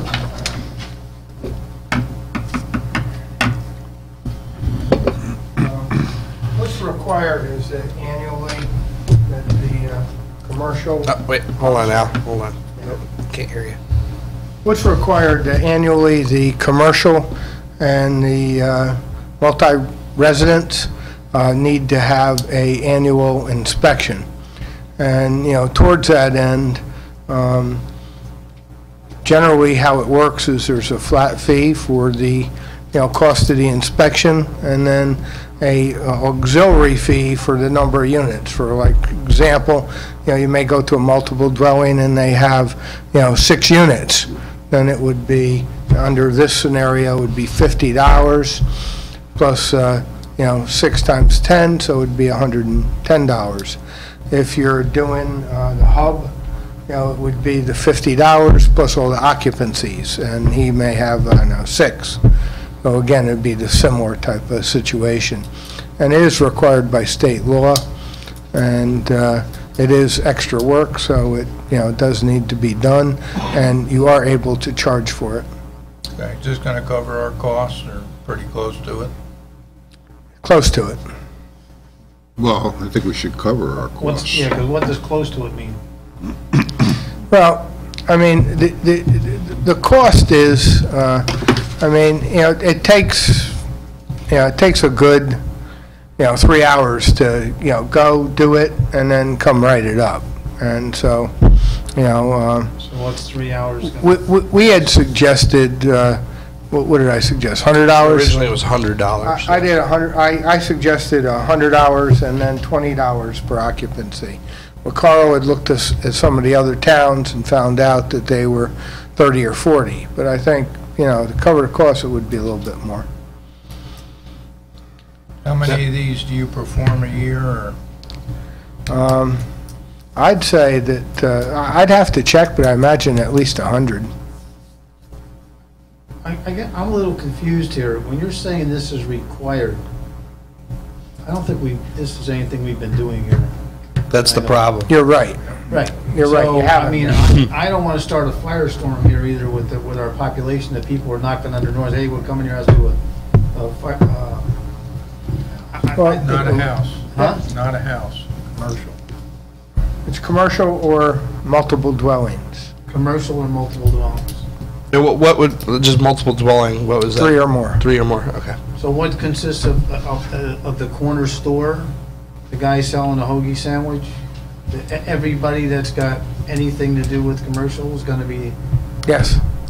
And the problem is, it hasn't been done here, and if a state inspector comes in, we're going to get huge fines if we don't do this. Well, sort of similar to what happened to you with the Labor Department, with the building number 2. Remember the hell you went over with that? I mean, it's not something that is desirable, but it's a state unfunded mandate. Well, I, for one, want to talk about this more before we do it. Yeah, me too. I think, Al, you need to give us a ironclad, steel clamped price. Yep. And that's what we need Right, to, so we need know to have basically- that. And how many commercial properties, I'd like to know how many commercial properties are we going to touch in the town of Deerpark, having to do this on a yearly basis? Is it 10, is it 50, is it 100, is it 400? I think you're looking at about 100, but we'll check it out and bring it back to you. Yeah. Right, that would be great. I don't have a And, problem doing what's that. the real cost gonna be? Because again, it's gonna be, it's a double whammy. You're gonna get some little mom and pop businesses and businesses are gonna say, what? It's gonna be not a fun thing to deal with. So, And to do that inspection physically, what does that entail? What are you doing? Well, physically, what you're doing is you're looking at their equipment. The biggest thing is you go in and there's, 10 extension cords. That's like the, most common thing is, people run extension cords all over the place. And, the others are GFIs, smoke alarms, detectors, yeah. all the standard stuff. There's nothing really big and secret about all of this, but, right, so just similar to what you just read your insurance report about the town buildings. Right. And, and it's the same type of thing. It's pretty much the same type of thing, but within the confines of, the business. Each one is a little different, but you're looking for fire hazards, you're looking for electrical situations, and you're looking at, the obvious, storage of, you go open the electric room door, and it's covered with paper cups and napkins. Who does enforcement and Be the building department. so you or the town's gonna be taking people to court? Yes. If they don't make the corrections, yeah. Now, just as a general question, I know sometimes, like, for example, our insurance company came in and they do our annual inspection. For a business, would an insurance company come in there to do their inspection, and with their report, can we accept that report or can we not? I don't believe so, and the insurance companies don't really do that. Yeah. I mean, unless you're talking, I mean, somebody like maybe the Hub might do that, a bigger project of that sort, their insurance company may come in, but, again, there's nothing like us looking at it as well, Okay. This is a real can of worms here. Yep, I recommend we table it. get some more information, Al, that would be great. Good. Give us an idea, and even maybe an idea of like, if you see, like, it's a mom and pop store, what's that gonna cost versus going into a Summit Research? And what is it gonna do, to go into something that big? Just so you know that at one point, we did apply for a grant to do this last year. We're trying to get some grant money to do it as part of Hurricane Sandy. You know, it's worth a try, you know. And we weren't able to get it, but we did write a grant for it. In fact, I think we've done it twice in an effort to try to get, you know, some funding down to keep the cost down for the public. But I know what you want. We'll get it for you. Thanks, Al. All right, as far as the junkyard campground annual inspection fee, people won't start getting that till next year if this is adopted. Fire inspection fee, we gotta look into here, and the zoning book fee is currently at $30 per book. I mean, I don't think it'll be a big problem if we wait till the next meeting. Yeah, let's find out what the number is. So, I'll move that we table resolution 16. The numbers are $50. 50? 2013 till I wrote a June letter 10th. to, No, that's fine, just so we know, Is there Al. a second? Second. Seconded by Councilman Spears, all in favor? Aye? Aye. All opposed? Motion carried 4-0, and we are tabled on resolution 16 till June the 10th. The whole resolution. Just a quick question on the fire inspection, Al. If somebody in the, somebody has, I'm sorry here, campgrounds, and that gets inspected, that's a 5-year thing, but it gets inspected every year, right? So, do they need a fire inspection also, or is that part of the? that'd probably be done at the same time, yeah. It doesn't, you don't have to do two of them, so, Okay, yeah. all right. Same thing with the junkyard? Yeah. All right. Okay. So what we'll do is, we'll get the information, work up a solution, and then come back to the table. Good. So, all right, thanks. All right, next on the agenda, resolution number 17 of 2013. I would, should Yes. we propose Yes. this as 16, Flo? Please. Okay. So, as resolution 16 is tabled, this will be the new resolution 16.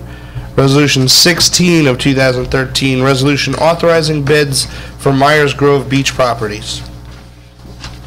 Whereas the town of Deerpark has owned 3 beachfront parcels in the neighborhood of Myers Grove since 1974.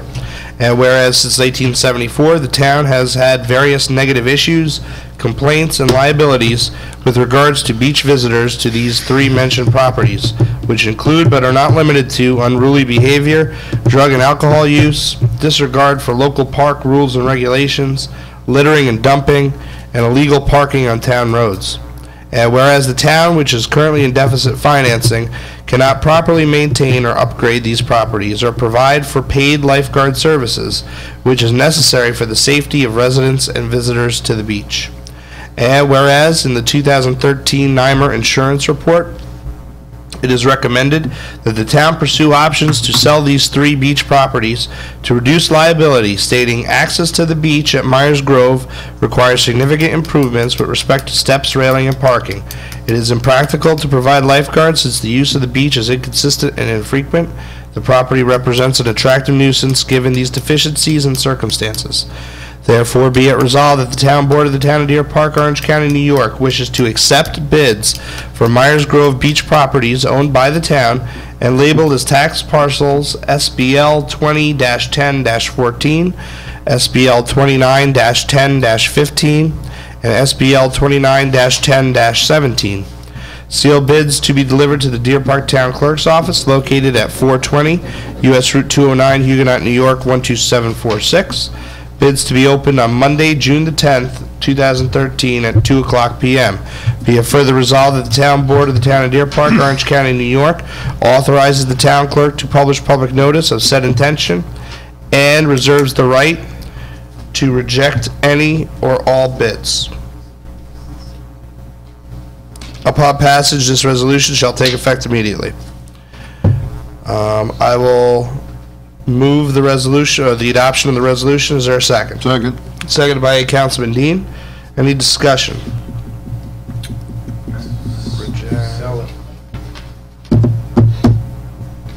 Okay. Hearing none, we'll call the vote. Councilman Trovey? Yes. Councilman Spears? Yes. Councilman Dean? Yes. Supervisor Brabenec, yes. And the resolution 16 of 2013 is adopted by a vote of 4-0. And we'll have information on each parcel available at the town clerk's office for review. And also any other pertinent information concerning the parcels. Yes, town clerk? You have bids to be opened Monday, June 10th, at 2013 at 2 p.m.? Correct. When do they have to be in by? June 10th, 2 p.m. 159.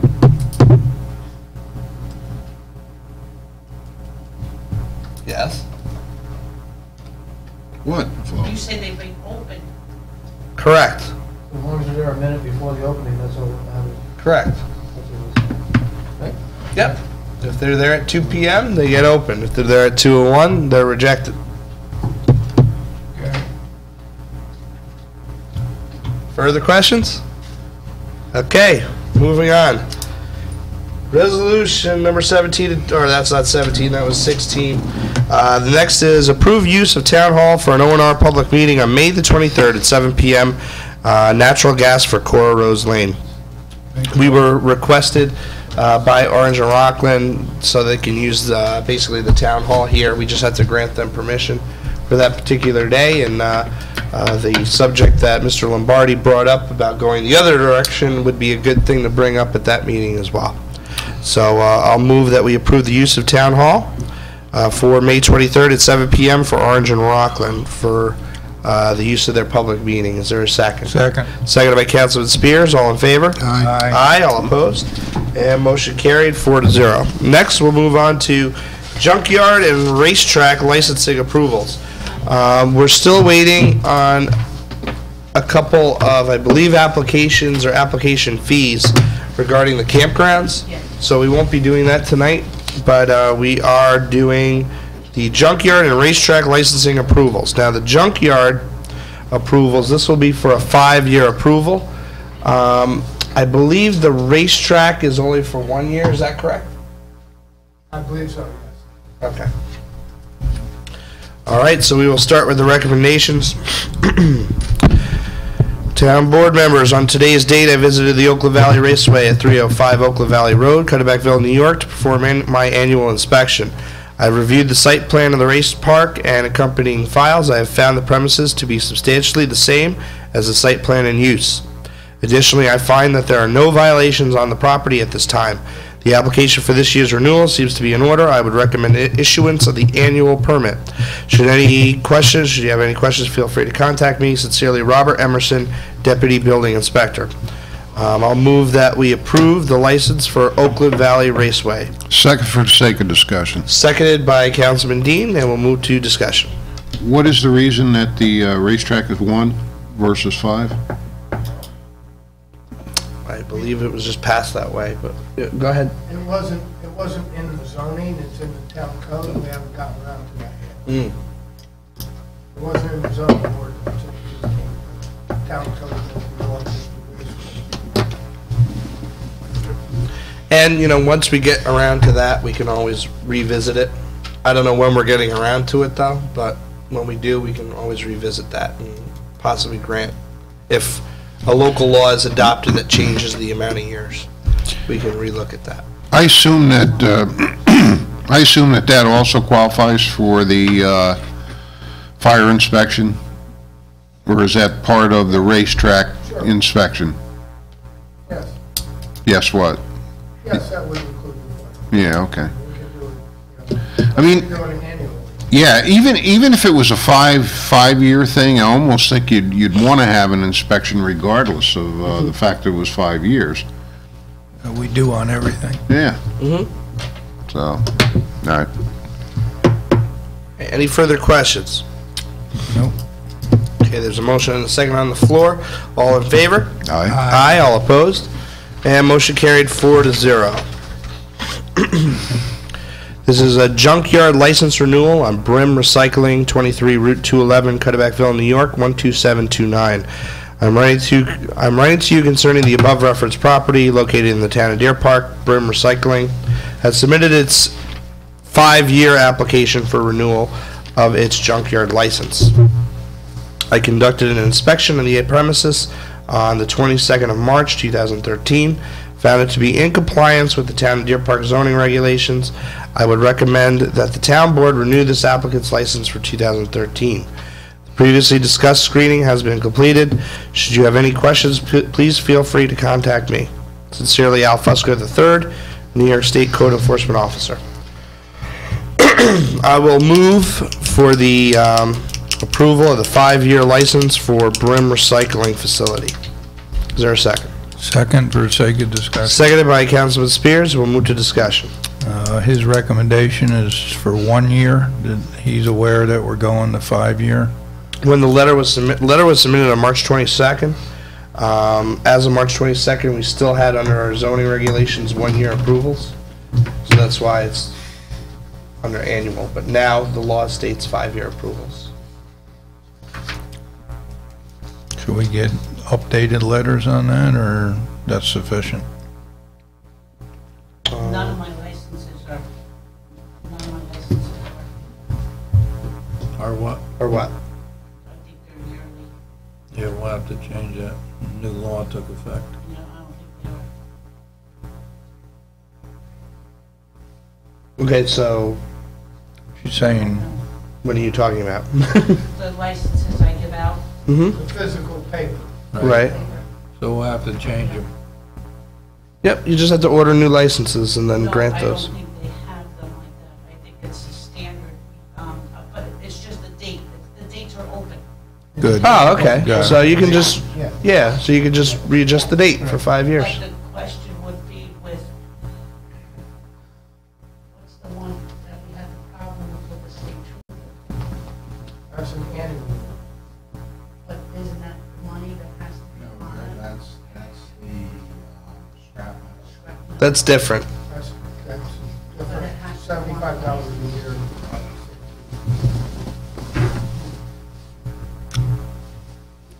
All right. Okay.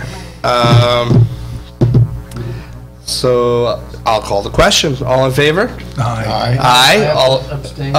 there's one abstention from Councilman Chovy. All in favor? Aye. Aye. All opposed? One abstention. The license is granted for 5 years based upon annual inspection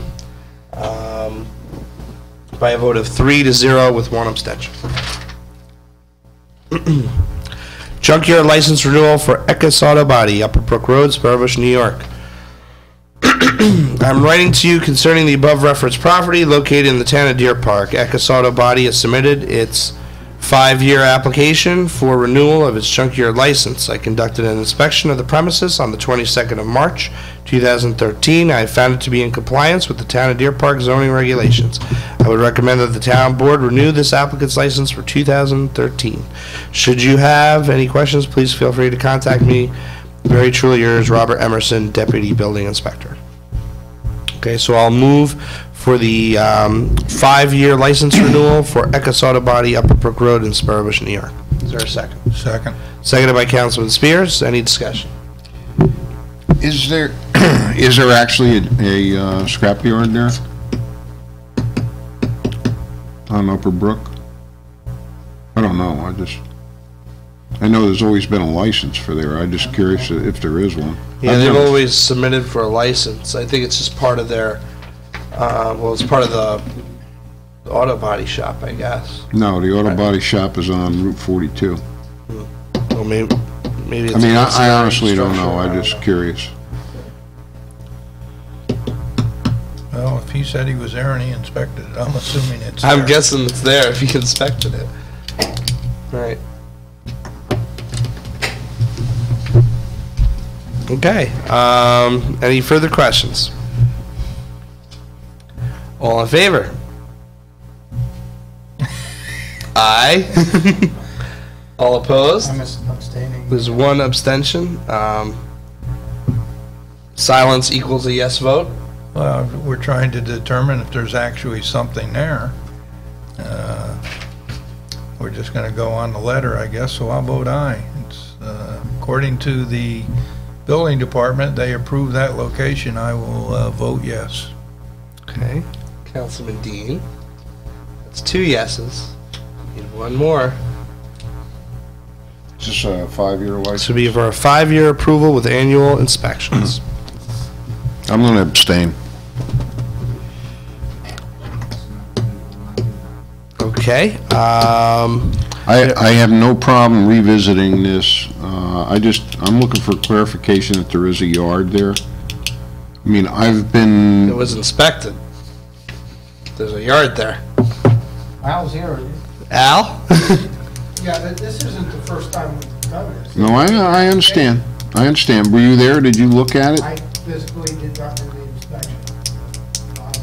Yeah. And it's been an annual thing. It's not- No, I don't disagree with any of that observation.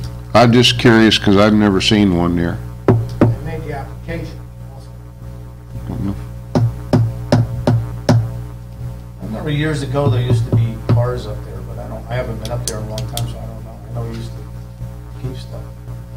Well, even if there's nothing there now and he has the application in, he could put something there if it's an approved site, which it has been for years. So. This, I've been on the board since 2008. Yeah. And this has been approved every year since 2008.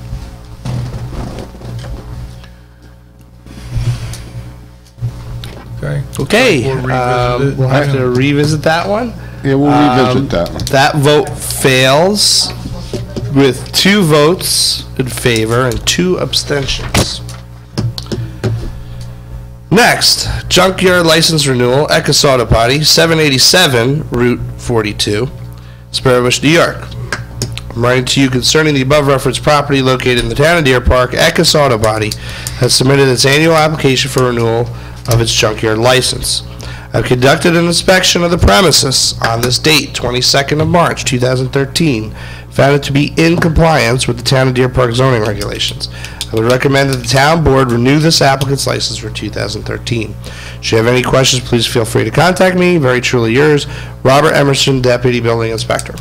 I'll move that we approve Eckes Auto Body, 787 Route 42, Sparrowbush, New York. Second. Second. Seconded? Seconded by Councilman Dean. Any discussion? Councilman Trove, you abstention? Okay. I will call the question. All in favor? Aye. Aye. All opposed? And motion carried 3-0 with 1 abstention. Okay, junkyard license renewal for Tenke's Body Shop and Garage, 609 Route 209, Godefroy, New York, 12729.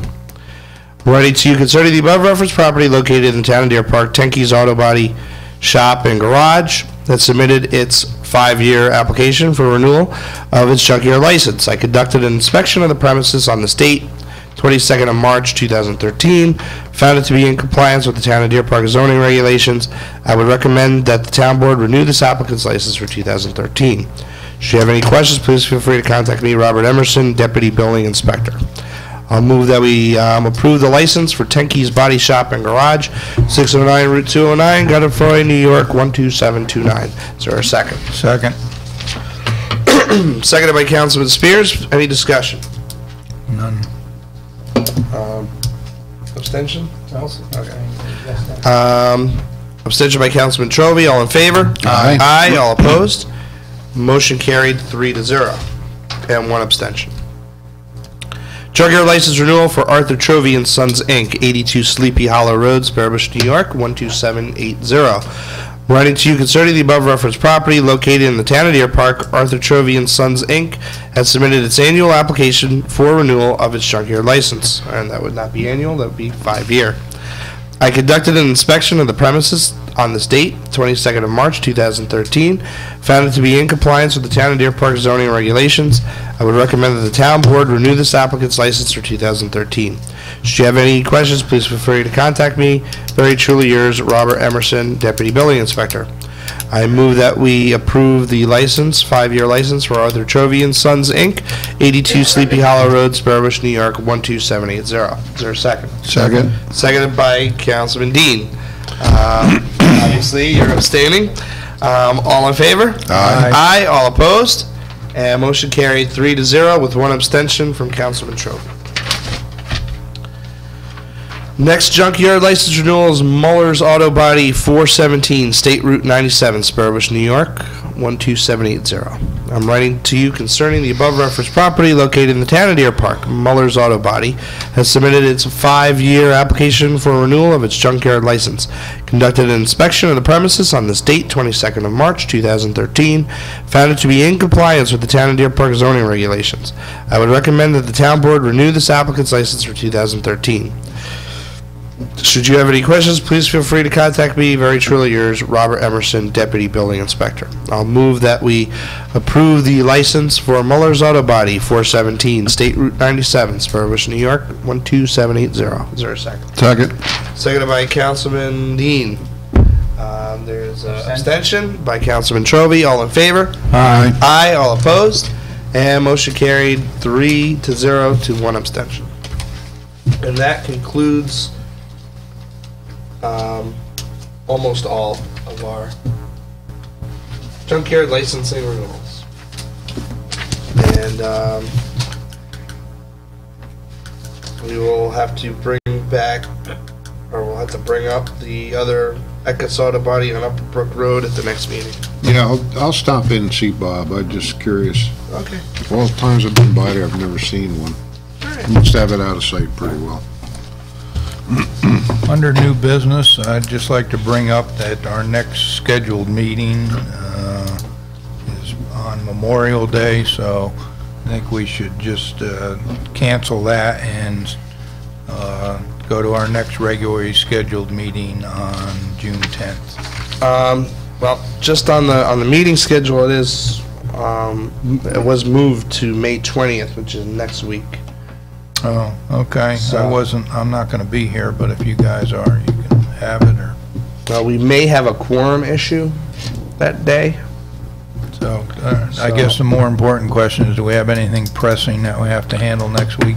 The only thing, I mean, we can bring back up the junkyard renewal, but that's about it. That I think we can That could function. wait till June 10th? Yep. Okay. And if anything pressing comes up, we can always call a meeting. All right. We'll make a motion that we cancel the scheduled meeting on the 20th and meet again on June 10th. Okay. Moved by Councilman Spears, seconded by Councilman Trovey to cancel the meeting on May the 20th, 2013. That would be the town board meeting. All in favor? Aye. Aye. All opposed? Motion carried 4-0.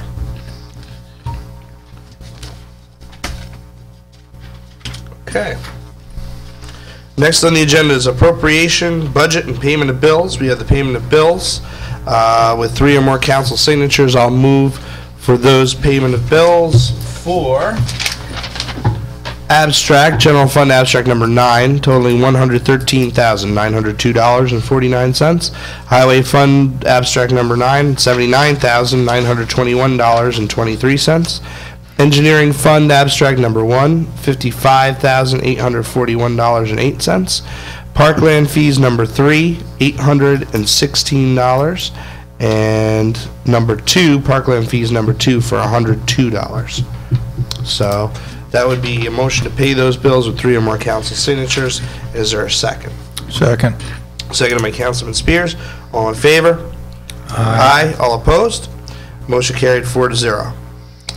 And before I use the April Budget Officer's Report, that will be submitted to the town clerk. We have general fund expenditures and also highway fund expenditures.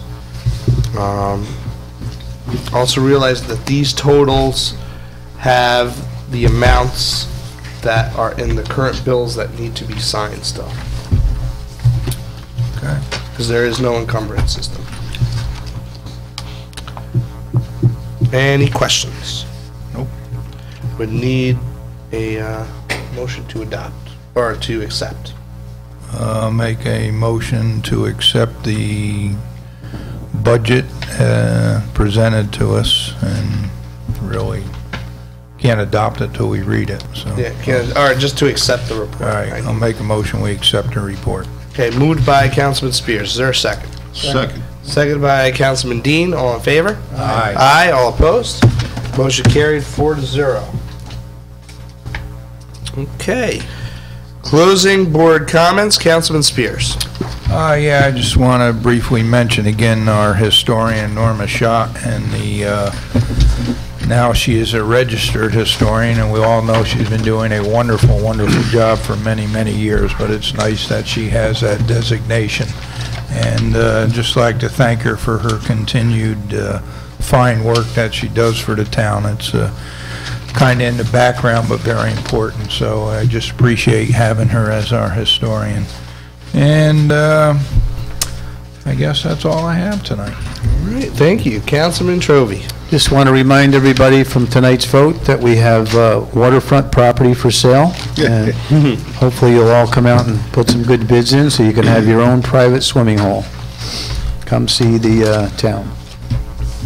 All right, thank you. Councilman Dean. I'd like to thank the superintendent of schools and the assistant superintendent for their presentation tonight. I would urge my fellow citizens to please exercise your right as a citizen to get out and vote on the budget. Occasionally, less often now than in the past, but on occasion, I'll run into somebody who decries their taxes. And I would suggest to all, as I do to them, that the vast majority of the taxes that the citizens in this community and most communities pay are school taxes.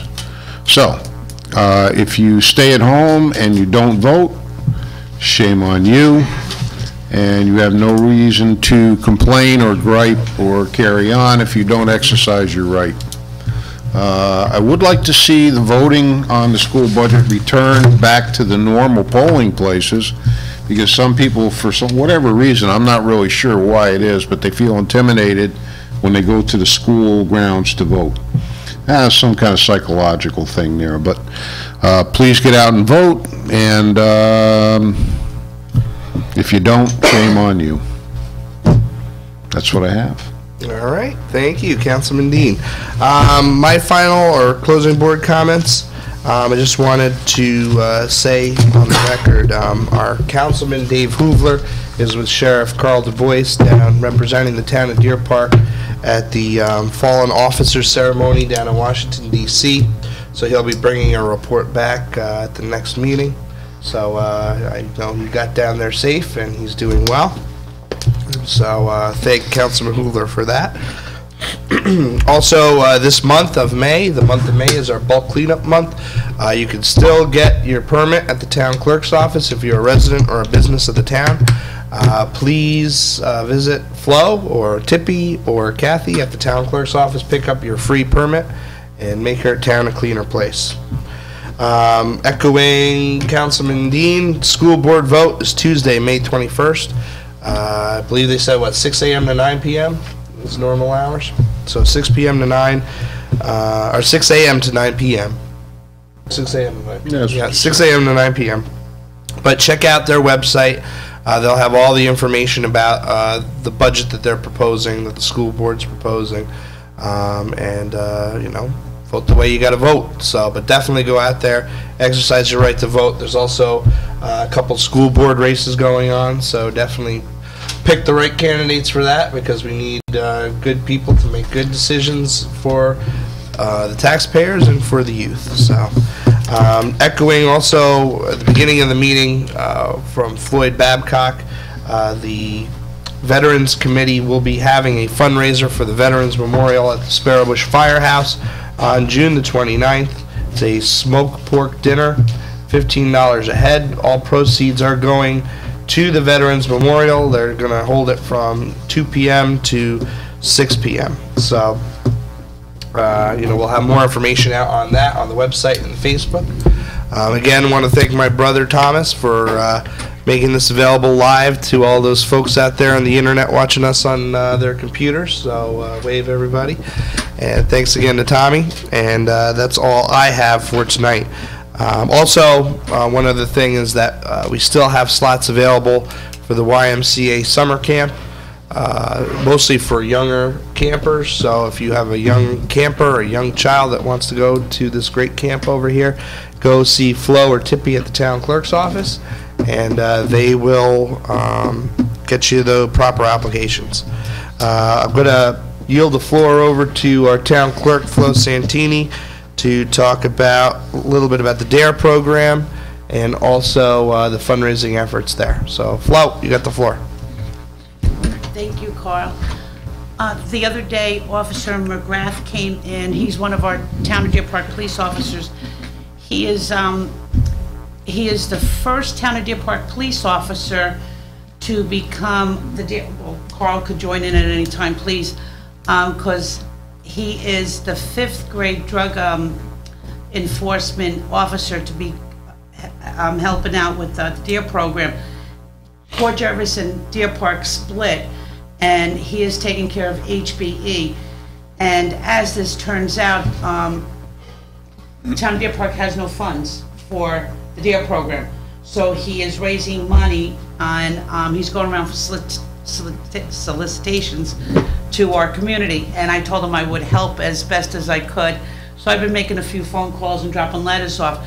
So please, to our public, if you can, my office here is collecting checks to help our 5th graders at HBE. It's for T-shirts because we found out that you could only order them from DARE. They cannot go out to order them from anywhere else. The T-shirts, all his, anything that he has to buy for the graduation, he has no funds, so we're trying to help him set up. So he needs between $500 and $700 for the graduation that's coming up June 4th. So we're getting all together. We've gotten some nice donations, so if you can come up to the town hall, make the check out to the town of Deerpark, earmark it for DARE, D-A-R-E, which stands for Drug Abuse Resistant Education Program, and Police Officer Frank McGrath would be very well appreciative of it. And I know I'm going to hand out a few tonight here at the town hall for people that are sitting around the office here with me, the desk here. So please come to the office if you can and help support us and help support the 5th grade class at HBE. Thank you. Thank you, Flo. Actually, this is a great program. Been running through the school for many years in many schools across the nation. It's a program to keep our kids educated and off of illegal drugs, and also gang activity, which has been spiking up recently. So this is definitely a great program. Was run by the Port Jervis Police Department. It's still being run by Port Jervis, but they're doing it at the ASK school instead of the HBE, and we picked up the slack at the HBE school this year. It's not state funded. It's not federally funded. They don't have any funds to buy any materials or books or awards or that kind of thing for the students that graduate the program. So that's why they're soliciting the donations. I was informed by our accountant, if you are a business or a homeowner and you make a contribution and you write the check to the town of Deerpark, which will earmark it to the DARE program, if you write that DARE program in the note, it is tax deductible. So so definitely that's a good thing in your favor as well. So, and it also supports the community. So if you can do that, that'd be great. That's all I have.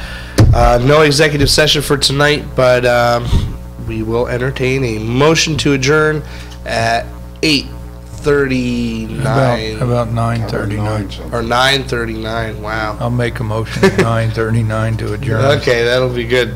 Councilman Spears makes a motion at 9:39 to adjourn the meeting. Is there a second? Second. Seconded by Councilman Dean. Any discussion on that? No. Okay. All in favor? Aye. Aye. All opposed? Motion carried 4-0. Have a good night, everybody.